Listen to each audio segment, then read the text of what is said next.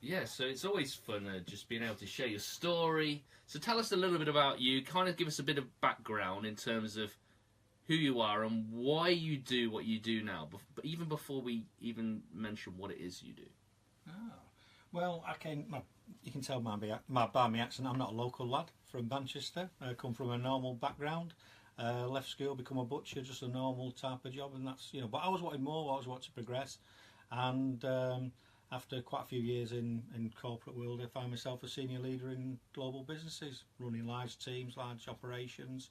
Had a successful career at it, it's really enjoyed it, and I found the thing that I could do, and I could do it really, really well. So yeah, and then you want me to tell you why I'm doing what I'm doing now? Yeah, why are you doing what you're doing now? Well, at 44, discovered I was dyslexic when I was in this role. I'd gone from a role where the previous roles didn't involve a lot of writing. It was all motivating teams and numbers and figures and just motivating people to do, better than they could do. And I went into a job where I was doing more report writing. So at 44, I discovered then that I was dyslexic, and I did what most people do at 44. I quit my job, started a business, and I went to university. And the reason I went to university, I wanted to, because I'd had a bad experience with dyslexia, and I knew people was going through a similar experience that I was going through. There'd be thousands of people going through it. So it's how can I, if I research it, how can I help people, businesses, individuals, not go through what I've gone through. So I'm on a mission to change the perception of dyslexia in the UK. Just an honest question, I'm trying to word this correctly. Do you see it as a curse or a blessing? A blessing. Yes. If someone walked in the door now and said, "Here's a tablet, we'll take your dyslexia away," I'll throw them through the window, never mind a tablet. Quite. Yeah, because we're all we're neurodiversity, and we focus on this group of people because it's a small group of people as being odd or different, when actually it's just we're different. Our brains are different to other people's brains, and we don't fit into the system. And one issue we have is reading and writing. That's what people think it's about, but it's not about that. That's just a symptom of what comes out from it. So you're definitely seeing it as a positive, something that serves you, but now you're trying to share, I guess, people's naivety, maybe? Yeah, because like we're saying about the language, we're all focused about the language, but the great thing about the dyslexic brain, dyslexic mind, is really good at problem solving and coming up with new solutions for things and putting links together that people non-dyslexics wouldn't see, because it's quite a rigid system, the non-dyslexic mind, it's quite logical. So when the dyslexic mind is not logical, it's just looking for different ways of working and different solutions. Yeah, totally relate, mildly dyslexic myself. I know we had that brief little conversation, and going back to writing books, people that have dyslexia love it because the font's big, the pages are no more than 2-3 pages long, people can really relate to it. So it is important that we don't see it as an obstacle, but use whatever we have to be able to educate ourselves and be faithful with the things that we have, and it's definitely that ability to problem solve and be creative. Do you find that you go into schools a lot? Because I feel like that's probably where the greatest opportunity is. Yeah, I've got some things. I'm in discussion with a few schools and colleges at the moment. I've got a speaking event next month in Wales. So yeah, that's sort of starting to come now, because it's quite difficult sometimes, because they don't, it's in the academic world, in schools and in colleges and universities, because they think you can just teach people, or can teach them, especially in schools. Universities are more in tune with dyslexia, and there's a lot more help for dyslexics in universities, but schools are lagging a bit. Yeah.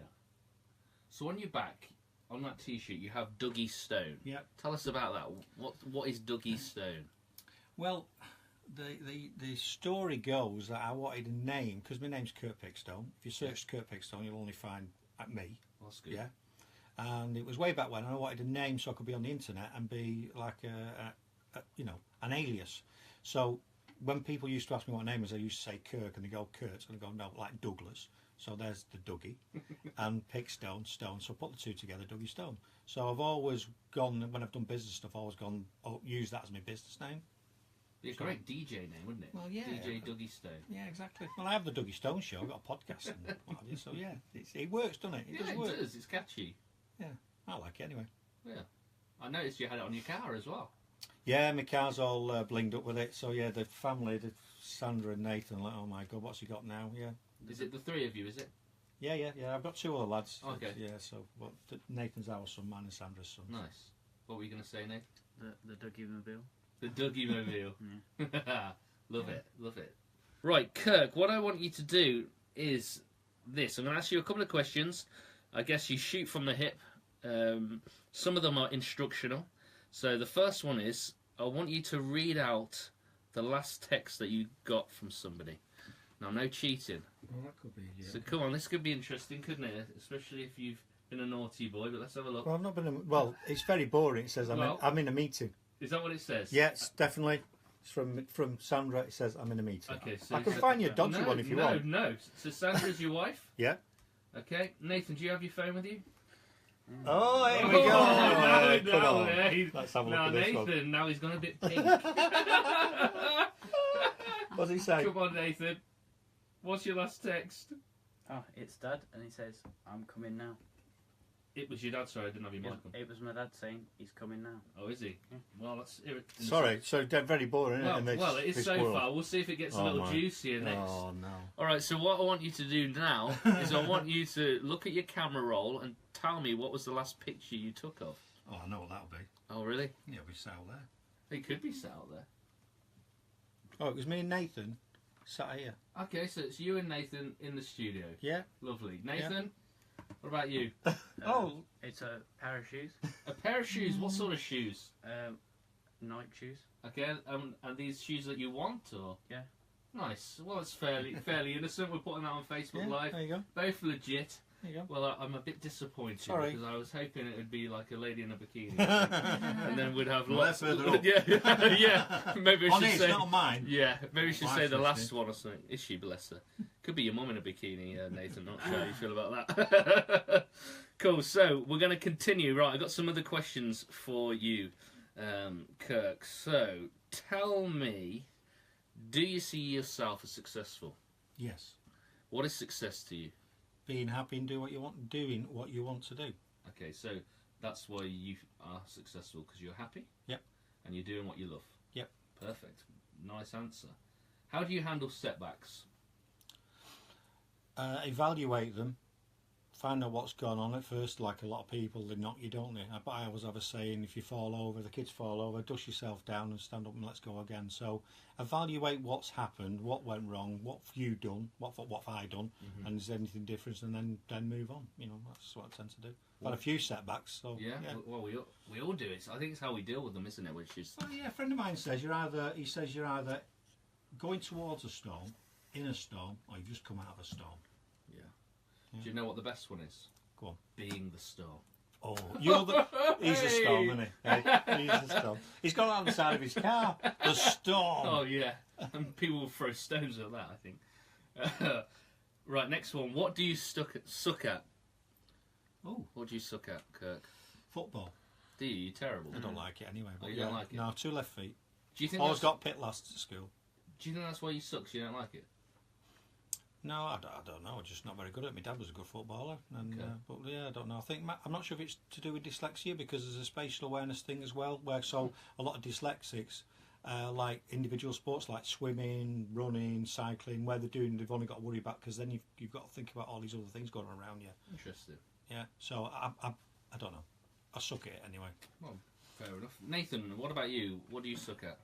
I think it's pretty similar. Well, I've always hated football as well. It doesn't interest me. What do I suck at? Probably throwing, something like that. Throwing? Yeah. What are you good at? What do you see as like your own talents and skills? Cycling. Cycling. Yeah. So you got aspirations to be the next Wiggins? Maybe not. No. Is it more mountain biking? Yeah. Right. Okay. Yeah. I quite enjoy that. Yeah. Oh, good. Okay, good. Next one then, Kirk. Are you afraid of anything? Yeah, heights. What don't you like about them? Scare me. Well, he'll tell you. What was it like in the shopping centre before? We just come out the escalator. We're just going onto the escalators. Like, grab the handle. I don't like this. You know, because it's all open in that shopping centre nearby. Yeah. It's all just an escalator. But I'm just scared to death. I don't like heights, and I always get the feel. I don't know if other people do. If we're on a edge of somewhere tall, I feel like I want to jump off. Maybe I don't know. There's a saying for it. I don't know what it is. But yeah, heights. I hate heights. How do you celebrate victories? So when you've done so really well, do you do something? Is there a little celebration? Oh, I don't know really. I like a drink every now and then. I've not had one for a few weeks, but yeah, I like a drink, and it's quite simple really. Don't do anything wacky, but yeah. And why haven't you had one in a few weeks? Just decided to give it a rest for a few weeks, try and lose a bit of weight, and just keep it off. Just not bothered, to be honest with you. And I think it also, well, I don't think I know it. Even if you don't have a drink once a week, it knocks your productivity and your focus. So yeah, All right, last one before we have a song, and then we're going to look at the business roundup. It's going to be brought to us by Annie Green. You obviously have a podcast yourself. Yeah. What is your favourite podcast that you like to listen to? Oh, another podcast. Yeah. I'd say yours, but I'd be lying, wouldn't I? You would. Because it's a radio show. The one that I really like, and Nathan introduced me to it, and that's why I really wanted to get into podcasting, is Ear Biscuits. Ear Biscuits? Ear Biscuits, as in ears. Go on. Basically. Sorry, Nathan, go on. There's this American YouTube duo called Rhett and Link. Okay. And they do a daily a video on YouTube every day. Wow. About what's current, and they do challenges and things like that. And they started a podcast, I think it was about 2 years ago, 2015. And once a week they put out a podcast. Nice. And then on road trips you just binge watch them, listen to them actually. So the interview or the YouTubers. So that's why I liked it. Yeah. So me and Nathan went to Holland 2 years ago. We went door to door, and that's all we listened to all the way, didn't we? Yeah. Oh, yeah. It's really brilliant. Nathan, you got kind of like aspirations? Do you know where you're heading yourself? I did know, but now I'm a bit unsure. But do you want to share that? I did want to be an architect, but I saw how long I had to do in university and the cost that would set me back. So I just felt like I wasn't interested anymore. But I don't know. I'm always looking. Yeah, you seem switched on. You got a great role model of a mother. You're right there, so yeah, not me. Speaking of a mother, he used to call my dad Mum Dad, because Mummy Daddy calls me. Because he was always at home and Mum was always at work. So well, that's nice, Mummy Daddy. I like that. Hello, Mummy Daddy, Duggystone, aka Duggystone. Yeah, love it. Ever wondered what the highest paying jobs in the UK are? According to the Office for National Statistics, these 7 roles will bring in the most money for your efforts. So what I thought is I would ask Nathan and Kirk to name a few and see whether they're on the top 7. Ooh. Go. Interesting. Yeah. Doctor. Doctor is there. It is number 6. It's a bit like Family Fortunes, where they get the top answer. If you can get one, otherwise you lose it. Yeah, so we've got Doctor then. So Doctor's average salary is 78,000. So this may help you, Nathan, with picking a career choice. What do you know? 78 grand is going to fall in your bank account every year for being a doctor. Probably a surgeon. Oh, a surgeon. Surgeon isn't on there, but obviously it'll come under doctor as well, I would have thought. Any others? I was going to say dentist, but probably not then. No, they're not on there. Solicitor? Well, we got lawyers. Right. So lawyers are on there. They earn, on average, £80,210. There's got to be MP, hasn't there? There's got to be MP. There's got to be. Oh, you would think, but I wonder why there are MPs, because they're not on the top 7. What about you guys on Facebook Live? You got any ideas of what the highest earning jobs in the UK may be? Any other guesses before I go down the list? Do you think? Any ideas? Do you want to bounce? It's not a radio host, I know that. Well, no, they're not on there. Definitely not. Just a whisper and a packet of crisps for this show. Jerry's trying to tell me. What are you saying, Jerry? Oh, I can't lip sync. You'll have to come and tell me later. Okay, so at the top of the tree we have brokers. Oh yeah. £133,868 on average. If you've got below £1 of that, you should be gutted. Not. Chief Executive is next. 123,577. Actually, I think, did you mention this? Aircraft pilots. No, I didn't say that. No, aircraft pilots and flight engineers. 86,915. No wonder our tickets are expensive. Investment bankers are next. 84,675. We've got lawyers. We've got doctors. And then the last one is IT and telecommunication directors with 78,071 pence. I should have got that one, shouldn't I? So there it is. Interesting list. But who would have thought it? Anything else on the business roundup that sprung out to you, Kirk? I don't think so. I mean, what did you pick out?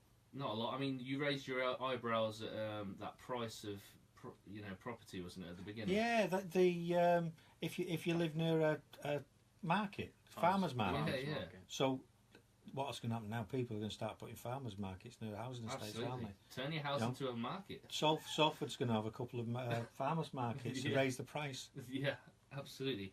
Well, that was interesting. Yeah, not a lot happening, to be fair, in the world of business today, but certainly interesting on the highest earning jobs in the UK. Right, we've got a few moments before we welcome Jerry Marshall, who is heading up a project called Germinate.